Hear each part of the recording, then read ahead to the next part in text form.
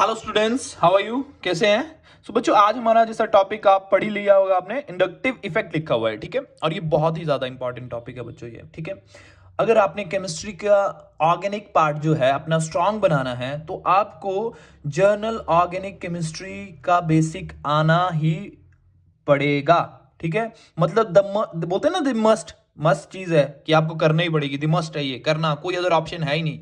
ठीक है, ये आपको समझना ही पड़ेगा। और आपको अगर जितना आप इसको कोरिलेट कर पाएंगे ना, जितना अपनी डे टू डे लाइफ से कोरिलेट कर पाएंगे, या इसको आप अपनी मतलब किसी चीज से लिंक करके समझेंगे तो बहुत अच्छा रहेगा इसको। ठीक है, और आगे ये आपको खुद पता लगता जाएगा कि कहाँ कहाँ आपके लिए इंपॉर्टेंट है। तो चलिए स्टार्ट करते हैं, है ना। चलो, देखो बच्चों, इंडक्टिव इफेक्ट जैसा कि नाम ही सुजेस्ट कर रहा है, मतलब इंडक्टिव मतलब इंड्यूस हो रहा है ये।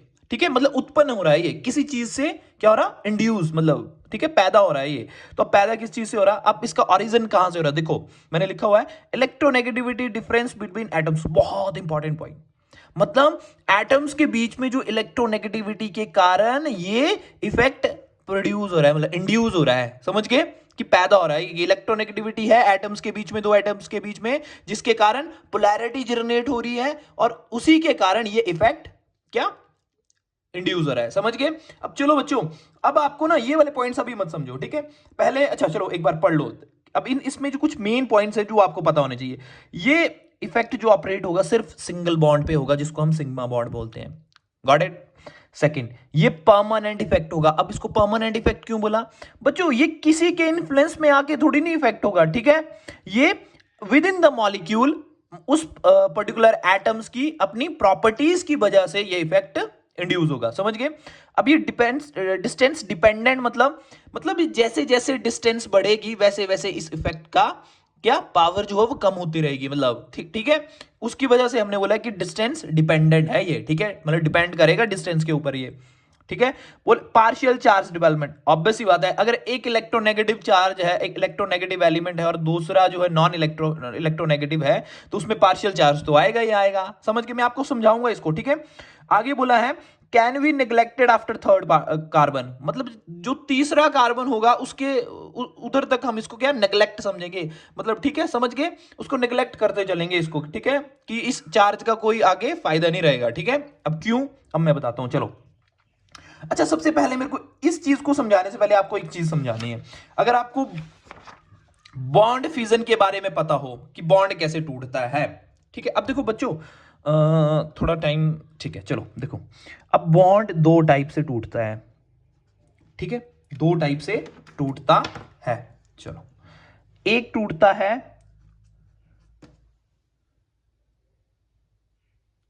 होमोलिटिक वे में, होमोलिटिक फिजन। फिजन क्या मतलब? टूटना। ठीक है, और हिट्रोलिटिक, हिट्रोलिटिक फिजन। समझ गए? समझे या नहीं समझे? अब देखो, होमो बच्चों, जहां भी आपको होमो दिख जाएगा ना, मतलब सेम मतलब होता है होमो का। ठीक है, ठीक है, और हिट्रो जहां दिख जाएगा मतलब डिफरेंट। ठीक है, मतलब एटम्स मतलब डिफरेंटली टूटेंगे।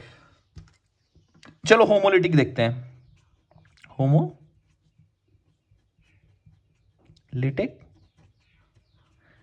फिजन। अब इसमें क्या होगा, जैसे कार्बन और कार्बन है, देखो इन दोनों कार्बन्स के बीच में, इन दोनों कार्बन की इलेक्ट्रोनेगेटिविटी कैसी है? सेम। ठीक है, अगर हमने इस बॉन्ड को तोड़ना होगा ना, तो ये जितनी इसकी इलेक्ट्रोनेगेटिविटी है उतनी इसकी है, तो ये क्या करेगा? एक बॉन्ड कितने इलेक्ट्रॉन से मिलकर बना होता है बताओ? दो। दो इलेक्ट्रॉन से मिलकर बना है एक बॉन्ड। समझ गए? तो इसका एक इलेक्ट्रॉन जो इसने शेयर किया है इसके पास साथ बॉन्ड बनाने के लिए, वो अपने पास ले लेगा और ये अपने पास ले लेगा। ठीक है, तो हमारे पास क्या बन जाएगा? इसने अपना इलेक्ट्रॉन ले लिया प्लस इसने अपना इलेक्ट्रॉन ले लिया। समझ गए?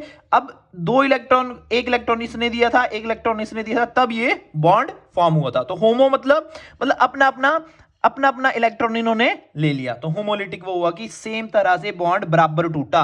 समझ गए? अब हिट्रोलिटिक में क्या हो गया? हिट्रोलिटिक थोड़ा हिल रहा है ये, पर कोई बात नहीं, हेटेरोलिटिक फिजन, ठीक है। अच्छा बच्चों, हेट्रो मतलब डिफरेंट एटम के बारे में बोल रहा है ना, आपको ऐसे पता लग जा रहा है कि डिफरेंट एटम्स के बारे में बात कर रहा है। हेट्रो मतलब डिफरेंट। अगर कार्बन के साथ यहाँ पे मैं, जैसे मैंने यहाँ पे लगा लिया और यहाँ पे कोई मैंने फ्लोरीन एटम अटैच कर दिया, ठीक है। अब बच्चों फ्लोरीन एटम की क्या, एलिमेंट की क्या प्रॉपर्टी है कि ये द मोस्ट इलेक्ट्रोनेगेटिव एलिमेंट है। अब इलेक्ट्रोनेगेटिविटी क्या होती है, ये अब इस इलेक्ट्रॉन के इलेक्ट्रॉन पेयर को, इस बॉन्ड के इलेक्ट्रॉन पेयर को अपनी तरफ खींचेगा, जोर लगा के खींचेगा और अपनी तरफ क्या कर लेगा, पार्शियल नेगेटिव चार्ज क्रिएट कर लेगा और इसके ऊपर पार्शियल पॉजिटिव, समझ गए। और जब भी बॉन्ड टूटेगा तो ये बराबर नहीं टूटेगा, ठीक है। मतलब जैसे मैंने बोल दिया कि एक इलेक्ट्रॉन यहां चला गया, एक यहां चला गया, नहीं, इस पे क्या क्रिएट हो जाएगा, पार्शियल पॉजिटिव पार्शियल नेगेटिव। इधर इलेक्ट्रॉन की, इस इलेक्ट्रॉन क्लाउड को ये अपने पास खींच लेगा, मतलब अपनी तरफ खींच लेगा पूरे को ही, इसको बोलेगा तेरे को नहीं दूंगा मैं। और ये कैसे टूट जाएगा, यहां पे कार्बन पे ये इसके इलेक्ट्रॉन ले जाएगा और अपने आप अपने ऊपर नेगेटिव डाल लेगा। समझ रहे, समझ रहे।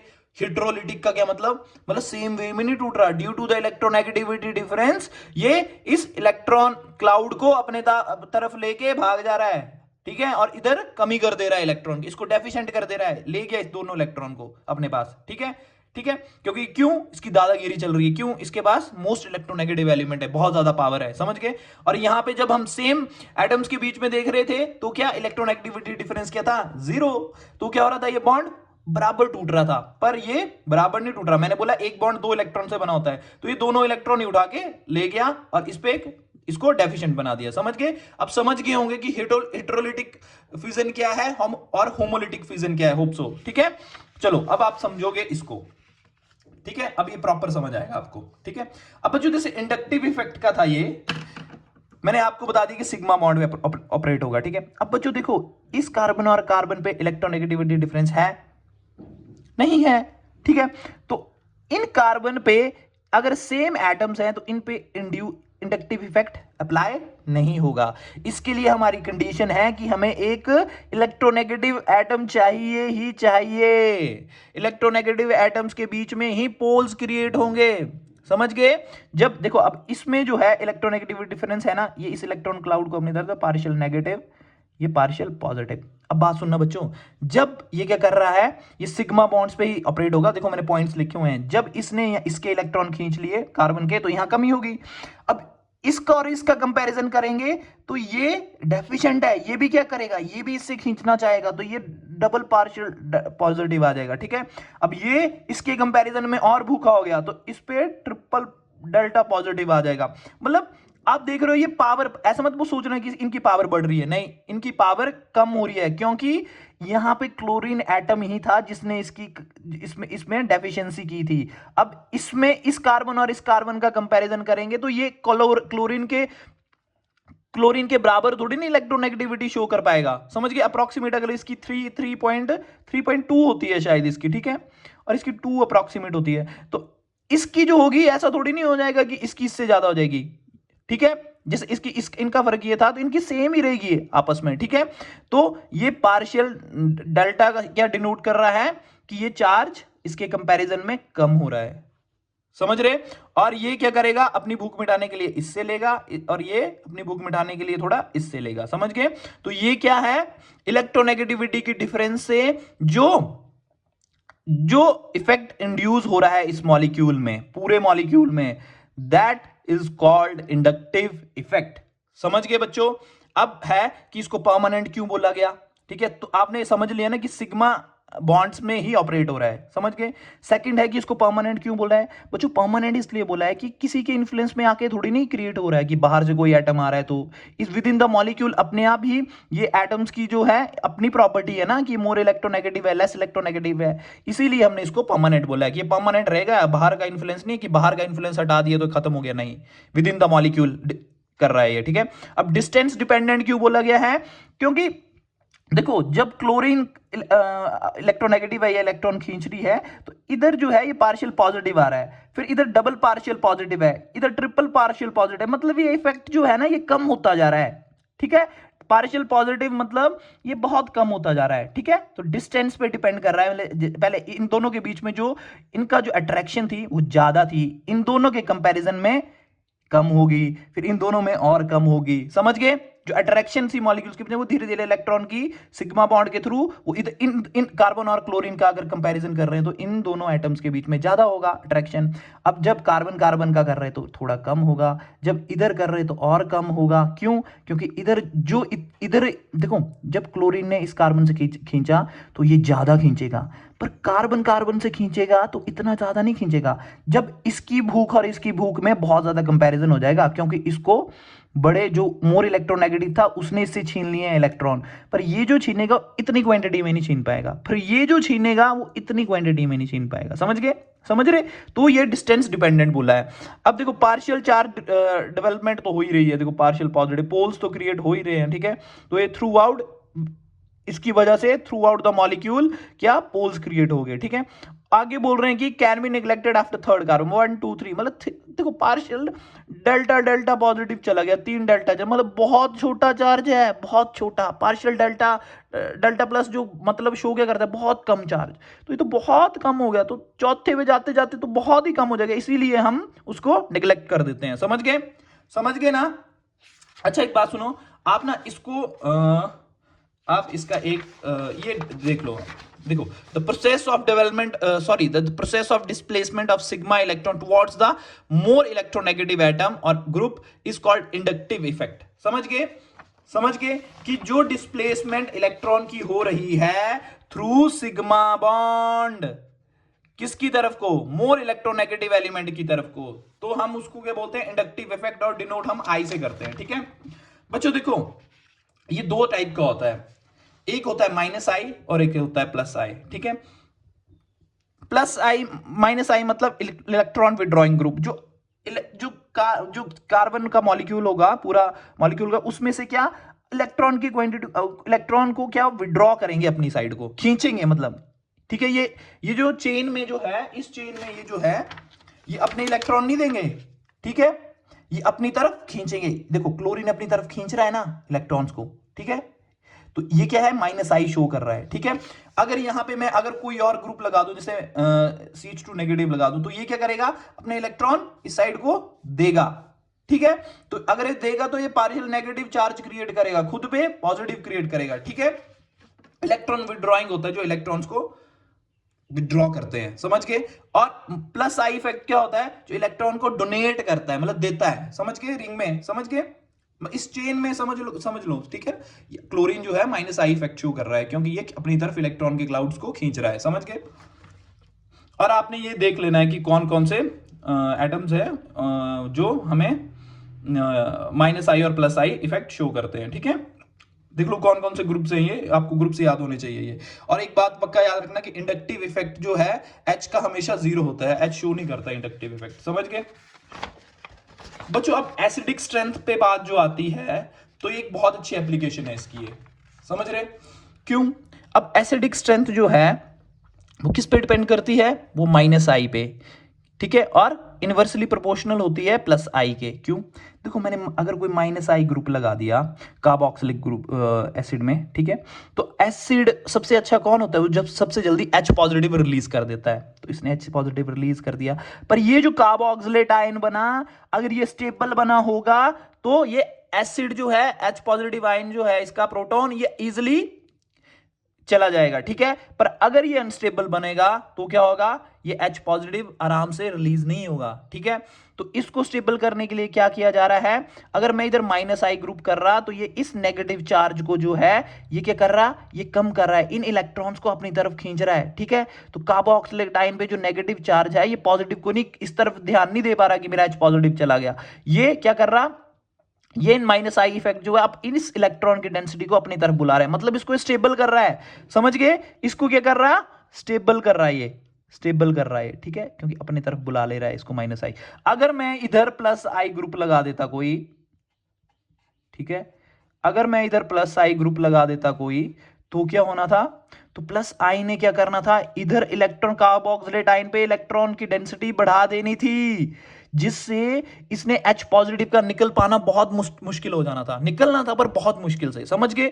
क्योंकि इलेक्ट्रॉन की डेंसिटी बढ़ा देगा तो ये इसको खींचेगा, इसकी और पावर बढ़ा दी मतलब ये इसको जाने ही नहीं देगा। और अगर बच्चों अगर इसने नेगेटिव चार्ज आ गया इस पे, तो प्लस आई चार्ज क्या करता है, इस पे इलेक्ट्रॉन डेंसिटी बढ़ा रहा है, समझ रहे? अगर इलेक्ट्रॉन डेंसिटी बढ़ा रहा है मतलब इस कार्बोक्सिलेट आयन पे और इलेक्ट्रॉन्स बढ़ रहे हैं, मतलब नेगेटिव चार्ज था और नेगेटिव बढ़ रहा है, मतलब ये इसको अनस्टेबल कर रहा है। तो ये क्या करेगा, इस नेगेटिव चार्ज की वजह से ये इसको आराम से रिलीज होने, H पॉजिटिव प्रोटॉन जो है वो आराम से रिलीज नहीं होगा। और अगर कार्बोक्सिलेट आयन ही अनस्टेबल रह गया तो ये एसिडिक स्ट्रेंथ की कंपैरिजन में कम एसिडिक होगा अगर हमने प्लस आई चार्ज लगा दिया, समझ रहे? माइनस आई चार्ज में क्या हो रहा था, इसको कार्बोक्सिलेट आयन के जो नेगेटिव चार्ज है इसको स्टेबल कर रहा था, ये इसका ध्यान इसकी तरफ जा ही नहीं रहा था। पर माइनस आई की इफेक्ट से क्या हुआ, इसको और इसके नेगेटिव चार्ज को और बढ़ा दे रहे हैं, ठीक है, मतलब इसकी पावर को और नेगेटिव बढ़ा दे रहे हैं, ठीक है, जिसकी वजह से ये H पॉजिटिव को और जल्दी मतलब लिबरेट नहीं करेगा, ये पकड़ के रखेगा, खींच के रखेगा। अगर इन दोनों को कंपैरिजन करेंगे तो कौन एसिडिक होगा, तभी हमने बोला है कि एसिडिक स्ट्रेंथ जो है माइनस आई इफेक्ट के डायरेक्टली प्रोपोर्शनल है, समझ गए? और इनवर्सली मतलब एसिडिक स्ट्रेंथ अगर इसकी क्या होगी, इसके कंपैरिजन में कम हो जाएगी, क्योंकि प्लस आई इफेक्ट की वजह से कार्बोक्सिलेट आयन अनस्टेबल हो जाएगा। क्या हो जाएगा? अनस्टेबल, अनस्टेबल, समझ रहे? सो होप सो स्टूडेंट्स आपको एसिडिक स्ट्रेंथ के बारे में ये पता लगा हो, ठीक है? सो मुझे लग रहा है मैंने इंडक्टिव इफेक्ट का मैक्सिमम बता दिया है। तो माइनस आई ग्रुप का आप देख सकते हैं कि इलेक्ट्रॉन विड्रॉइंग है, मतलब इलेक्ट्रॉन खींचेगा अपनी तरफ, ठीक है, और प्लस आई का मतलब है वो डोनेट करेगा, मतलब देगा, ठीक है, समझ गए? जैसे मिथाइल है वो क्या करेगा, वो देगा। अगर मैंने आपको एग्जांपल दे, कार्बोकेटाइन का एग्जांपल दे दूं, मतलब ये पॉजिटिव है, अगर मैंने इधर मिथाइल ग्रुप लगा दिया, इधर भी मिथाइल लगा दिया, इधर भी मिथाइल लगा दिया, ठीक है, तो ये इस पॉजिटिव चार्ज को क्या करेगा, स्टेबल करेगा। अगर मैं यहाँ पे एक H लगा दूं और कार्बोकेटाइन है और इधर 2 डिग्री कार्बोकेटाइन बना दूं, तो ये वाला ज्यादा स्टेबल रहेगा। क्यों? क्योंकि इधर प्लस आई इफेक्ट से 3 जो ग्रुप हैं वो इसको इलेक्ट्रॉन दे रहे हैं, पर इधर प्लस आई इफेक्ट से सिर्फ 2 ही दे रहे हैं, इधर कितने दे रहे हैं, इधर 3 दे रहे, तो इसकी भूख जो बहुत आराम से मिट रही है, ठीक है, बहुत खुश हो रहा है ये, और यहां सिर्फ 2 ही दे रहे। अगर मैं इनको सिर्फ एक CH3 लगा दूं और ये पॉजिटिव और ये हाइड्रोजन और हाइड्रोजन, ये सिर्फ एक से दे रहा, तो किसकी भूख पहले मिटेगी बताओ? ये बहुत खुश होगा, क्योंकि इसको देने वाले 3 हैं, इसको देने वाले 2 हैं इलेक्ट्रॉन्स, इनको इसको सिर्फ एक ही, ठीक है, ठीक है। इसके ख्याल रखने वाले देखो 3 है, जिसके ख्याल रखने वाले ज्यादा होते हैं ना वो बहुत खुश रहता है, समझ गए? तो ये बहुत खुश है कि मेरे को तीनों साइड से पैसे मिल रहे हैं, ठीक है। ये लड़का है, इसको इसकी मम्मी भी देते हैं, पापा भी देते हैं, इसकी बहन भी पैसे देती है, तो इसकी जरूरतें बहुत खुश रहता है, ठीक है, लैविश लाइफ इंजॉय कर रहा है अपनी। पर इसको सिर्फ मम्मी और पापा ही दे रहे हैं और दीदी नहीं दे रही, ठीक है, तो क्या ये थोड़ा दुखी सा है यार। चलो आ रहा है गुड, पर इसके कंपैरिजन में नहीं। अब ये है, इसकी मम्मी है, पापा है और दीदी है, सिर्फ इसके पापा ही इसको दे रहे, तो इसकी जरूरतें भी सीमित होंगी ना, तो इसको थोड़ी नहीं इतना कंपैरिजन मजा होगा जितना फर्स्ट को है। तो उस वे में आप समझ सकते हैं, समझ गए? So students thank you so much. अगर आपको कोई भी कंफ्यूजन है तो आप मेरे को कमेंट करके बता सकते हैं इस टॉपिक से related. Thank you so much, bye bye, take care.